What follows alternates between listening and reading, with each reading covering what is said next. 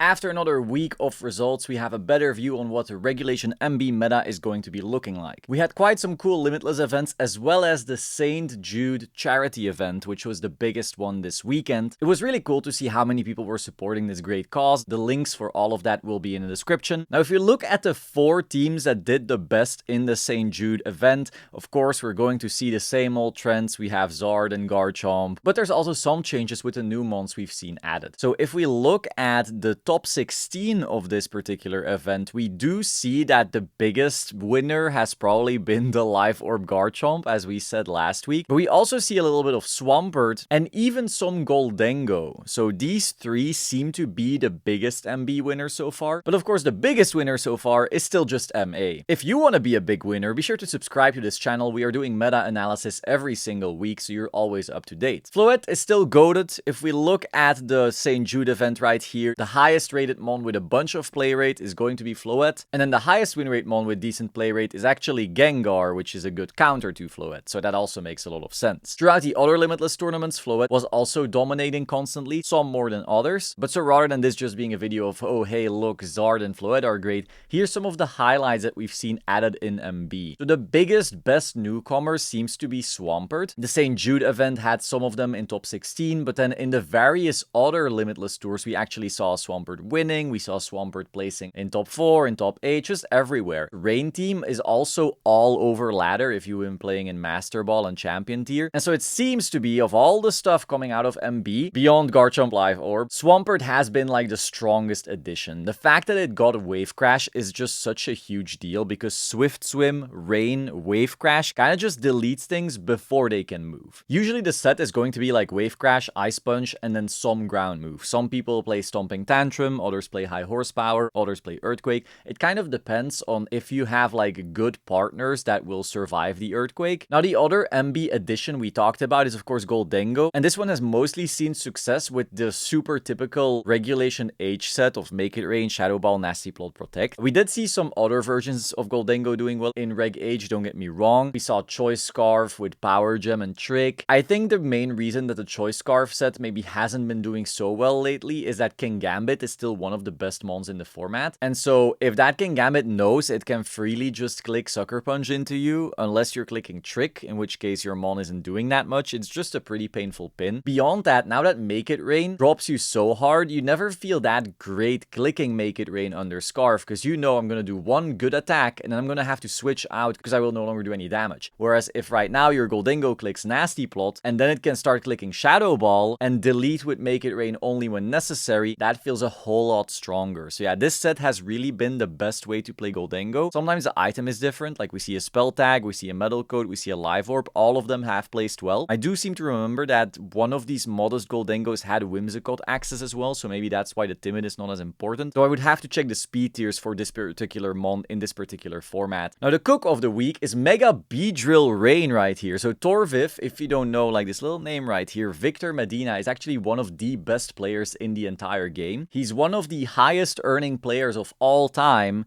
and without a single win. He has gotten second so many times, I really wish he would win because he dominates. He had the most consistent run, I'm pretty sure, this last season, where he got day 2 of every single event up until the last one. So yeah, crazy good player. And so he was playing Rain, and you might think like, oh cool, Rain, just regular Rain with Swampert, but then a random Beedrill on here. I didn't get to talk to him about what the reason was for the Beedrill, but my first guess would of course be that Poison Jab Beedrill does one-shot Floette, so that's pretty cool. And Rain teams sometimes tend to have issues with Floette, you know, like your Archelodon gets kind of blown up by it. I suppose it's also cool to be able to go like U-turn into Pelipper and win Weather Wars that way. Now next, we need to say sorry to Staraptor, because last week we put Staraptor on Fraud Watch. As you know, the first few days Staraptor was doing absolutely crazy on ladder, but then as the big events rolled around, Staraptor started doing awful. So we put that thing on Fraud Watch, and I mentioned back then, I think the biggest issue with this mon right now is that too many people are going all in on supporting it. I thought that the best way to play Staraptor was actually without doing all the weird commitments of setup and so forth, and just let it be its own good mon. And we can actually see right here that Michael Kelch got first place on the ladder. That's right, champion tier number 1 with Staraptor, saying, while everyone was having fun with self-targeting strategies, I went for a more supportive Staraptor. It felt better to me than the usual setup set. So what do you know? Subscribe to the Solemn Pokemon channel if you want all the latest sauce early.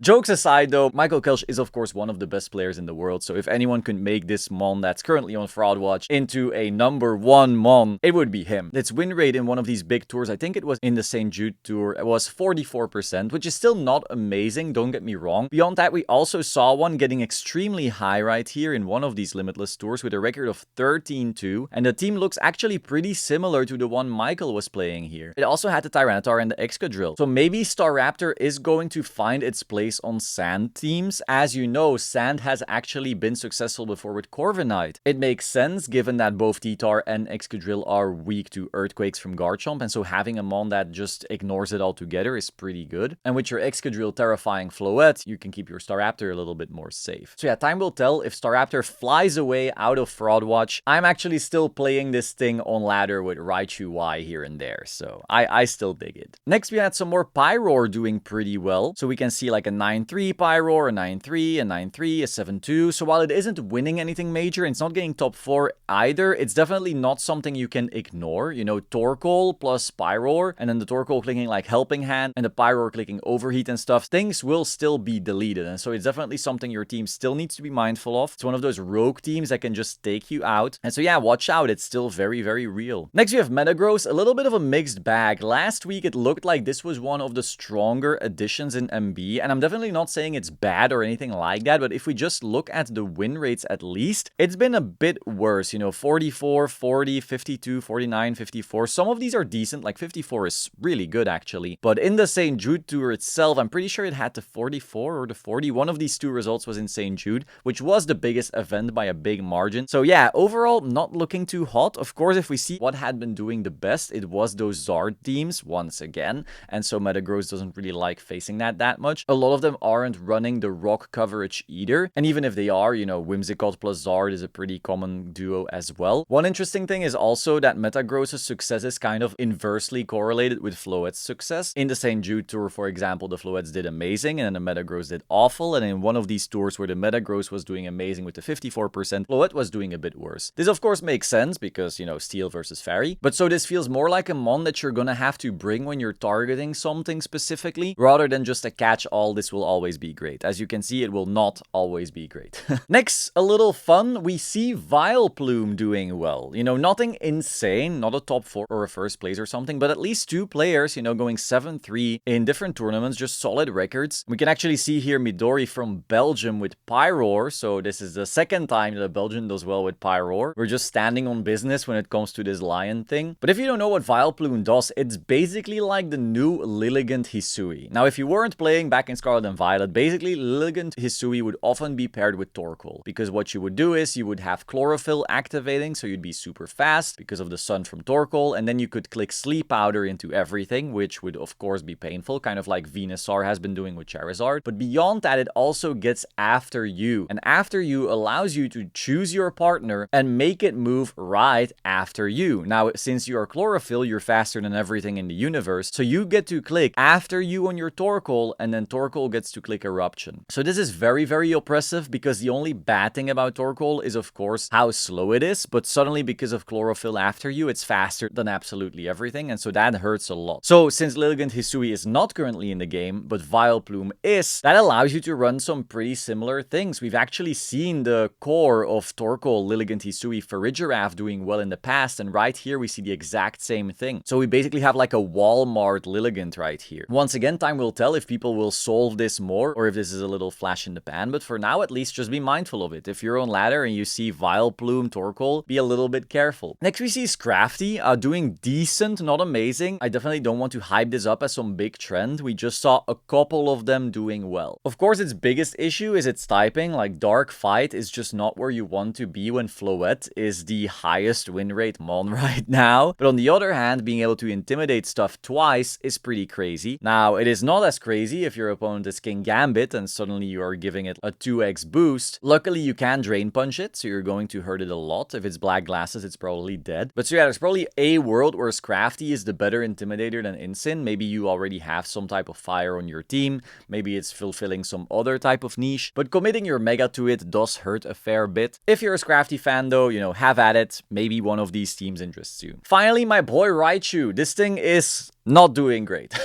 Don't get me wrong, it has a couple results right here. Again, 6-3, 7-3, 10-3, 7-2. These are solid results for sure, but these are a handful of results in, of course, a lot of bigger tours. I am, however, stoked to see that it's Raichu Y beating Raichu X. When both were revealed, I expressly said, I am so stoked for Y. I think Y is going to be so great. And then everybody was saying, no, X is going to be so much better. X can do more damage than Y even. But it's like, no, we're doing the Flutter Mane thing. And when you're doing the Flutter Mane thing, Y is where it's at. Being able to zap cannon everything and then just parrying them and then the rest of your team is faster is just so good. I mean, so good in the sense that, you know, it's still a C-tier mon, sadly. But that's my boy right there, you know. I'm biased as hell. If he has some results, he's going in. If you want to play Raichu, maybe one of these teams is your pick. I've been having a lot of fun with this one in particular, you know, like the Dawei C team featuring Raichu, kind of what Michael Kelch was showing off a few days ago as well. Don't fully discount it. If you're on ladder right now, you can usually expect them to be Raichu Y, but Raichu X also still exists. That is all for this week. Be sure to like, comment, subscribe, and I will see you soon. Ciao.